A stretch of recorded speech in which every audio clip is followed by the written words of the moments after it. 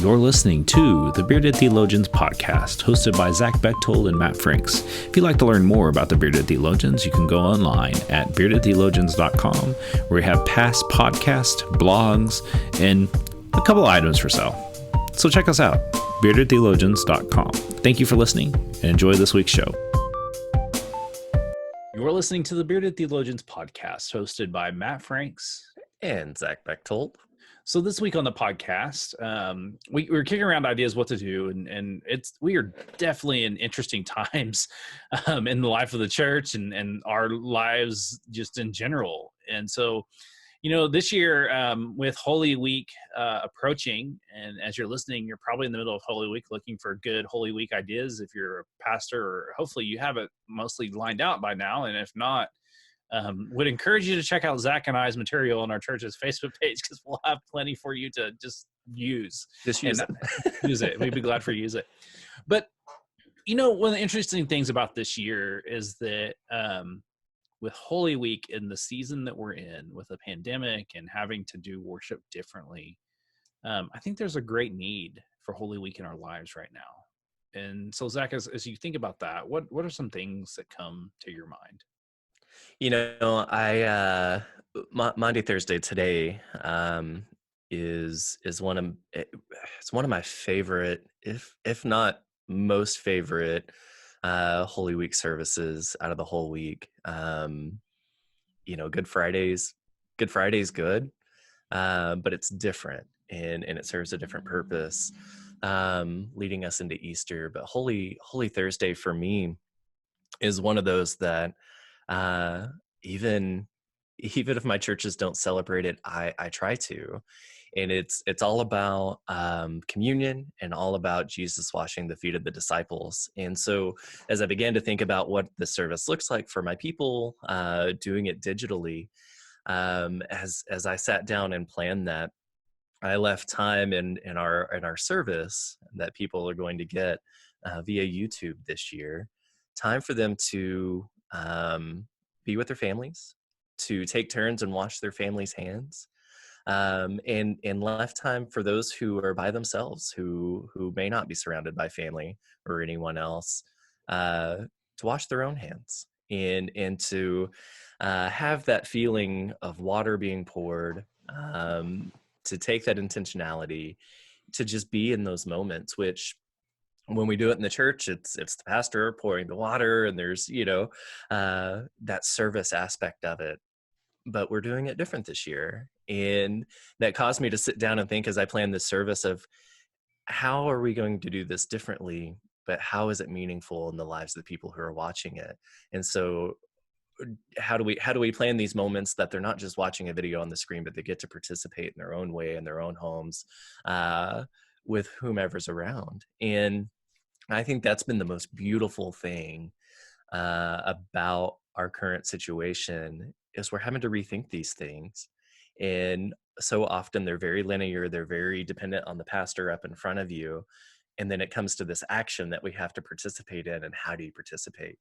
And I think that helps us rethink going into the future of how we organize these services face to face, and have more people involved, and not just let it be this singular or linear event in the church, but this very robust and spirit-filled and fruitful event that everyone gets to participate in, rather than just participate by listening, right? Which we kind of fall into that rut sometimes. And Holy Week definitely helps us get out of that. And Holy Week this year definitely helps us rethink some of these things and how we do them. See, I struggle because all my services I try to utilize as many people as possible. Mm-hmm. And the struggle that I've been having is that a lot of my people are technology deficient. Mm-hmm. And so, and in the area that we live in Tahlequah, it's hard to have really good technology to be able to do, like I would love for my choir to get together on Zoom and do a choir piece, but it can't happen because of just the limits that technology does. And I struggle with those limits because I have so many great ideas. I'm really looking forward to my Good Friday service this year, because I have 7 friends of mine who are preaching and on the 7 last words of Jesus, and it's going to be really powerful. And then we'll transition into the Tony Campolo poem. It's Friday, Sunday's coming, with all these different voices, and I would have done something similar to that in real life, and had that aspect of being people participatory, because that's how I've always structured worship. It's just when you're limited and you don't have the capabilities, it becomes a little bit frustrating when you have that kind of mind. And for me, Holy Week this year, I've taken it with looking at it from being on the disciple side and being present, and just being just taking it all in. And so I haven't done as much as I normally do. Usually, I mean, it's funny. You look back on Facebook and you see all your posts and see all my posts from Holy Week in this time frame, this long time frame. And this year I've just been present and just being aware of what's going on, and sharing when I see something I really like. Hey, look at this. This is really great. Or check this out. And I think there's something about that being present. And then I think for my congregation, it's that subtle presence that I'm not trying to overburden people with things, and really trying, like this year, this church usually does a Monday, Thursday, Good Friday, and then we do Easter egg hunts and all that stuff. And so this year with the process that we're in right now, it's Good Friday, and Good Friday is going to be video. It's going to be, uploaded, and they can watch it later, they can watch it whenever. And then, we're doing Easter eggs a little bit different, and it's just, and everybody's in that space. And so instead of having to try to be a creator of that, it's just taking it in and just sharing. And there's nothing wrong with that. Like, I think, no. So isn't that the gift of what we're having to do here? Where in the past, it's we got to do all of these things, right? And get all of these people here, whether it's Monday, Thursday, Good Friday, Easter egg hunt, Sunday, and it's all of this push to this big celebration on Sunday. But if there's any silver lining to call this a gift, it's caused us to do this very thing, to be present, right? And to be present differently. And you look at Easter and what the Easter that we do and the big celebrations and things like that, but you look at the Easter in which the disciples, the women, go and find the empty tomb. It is not a celebration. There's still a lot of fear and anxiety and uncertainty there. And there's a lot of presence. Be there in those moments. And if there's a gift in any of this, it's presence, right? It's caused us to be more present because we're having to be more intentional. We can put ourselves in the shoes of these people in Scripture, to walk and find an empty tomb very quietly and solemnly, because Easter's not going to be the same this year. It allows us to maybe see it much like the early church did, and celebrate much like the early church did, in just differently. And I think that, like you said, it's causing us to do something different. It's causing us to be more present, because we're having to be more intentional, not only as pastors, but as people, so that we can still celebrate in these ways. So we can still be in this time of Holy Week, whether it's Monday, Thursday, Good Friday, Easter, and beyond. But I think that power of presence is really, really hitting home in these moments, inside and outside of the church. And I think that's like these 3 days, there's going to be so much out there because everybody's doing something. I want to encourage you to take it in, and find one. Like, if there's a church that you would love to attend, they're probably doing something. This is your time to do that, and take that in. This will be the first time, in my family's history, when we have all 4 of us, that we'll actually be able to be together on Good Friday together. Because usually I'm up, or, when they were littler, they didn't come to Good Friday because it was so late. I mean, we just did it so late.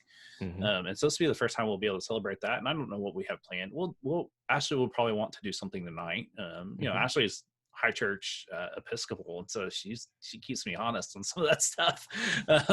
But I think we'll definitely honor tonight, probably by a love feast or something tonight, just to keep it real. And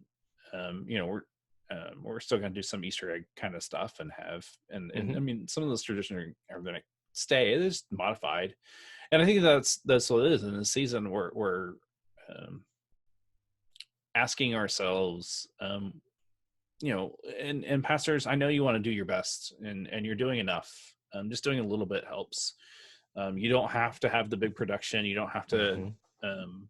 you don't have to have all the fancy equipment. You can do something really well with just your phone, and know that that's enough. Mhm. I want people that are listening to this, people that are in leadership, to know what you're doing is enough, and you need to hear that. You don't have to try to kill yourself. You don't feel like, and don't take time. Enjoy this season of rest. You're getting a season of rest that we wouldn't get otherwise in a crazy busy season. Mhm. And I think, like, and I think about that in regards to this holy season, this Good Friday, Monday, Thursday, and Holy Saturday and Easter. You may never get an experience like this again. Right.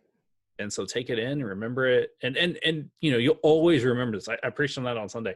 This is going to be the Easter that you never forget. This is going to Mhm. be the Holy Friday, whatever, however you celebrate those. You're never going to forget these, and you don't have to overdo it. And encourage you to pace yourself, take time, and enjoy outside. If the weather's great, enjoy nature, but keep safe, wear the mask, wear the gloves, wash your hands, all those things to keep people safe, because that's what we should really be trying to do as one people, is really trying to work to keep people safe. And to me, like, thinking about that with the season that we're in the church, I think it speaks well to each other as to how Mhm. can we best minister to people but keeping them safe. Yeah. Yeah. And I think that's the thing, is how do we not so much re-envision, but just simply be present in this holy week? How do we encounter God in these spaces in a different way than we normally would? Because it's simply different this year. Let us not run from that, but let us run towards it and be present in those moments. It's very contemplative of you. It is, isn't it? So we want to encourage you to check out our website at beardedtheologians.com and check out all of our great content that we have up. We've had some really good content, well, for a while now. Just encourage you to look it up. We'd also 3 or 4 years. 3 or 4 watch years. it. Yeah, just a good 3 or 4 year. What else do you have to do? Just plug us in for 3 or 4 hours. You'll be good. We're also on the Amplify Media, and if you have an Amplify account, check us out. We have 5 videos on that, and it's a lot better quality than what we do here, but it's good. It's good content. I really enjoyed listening to it. And then we'd really like for you, if whatever platform you listen to us on, give us 5 stars and then say whatever you want about us. Please just give us the 5 stars, but then you can say whatever you want about us, and that's on any platform, because the more you share that, the more chances we get of people checking us out. And so for the Bearded Theologians, I'm Matt Franks. I'm Zach Bechtold. Thanks for checking us out.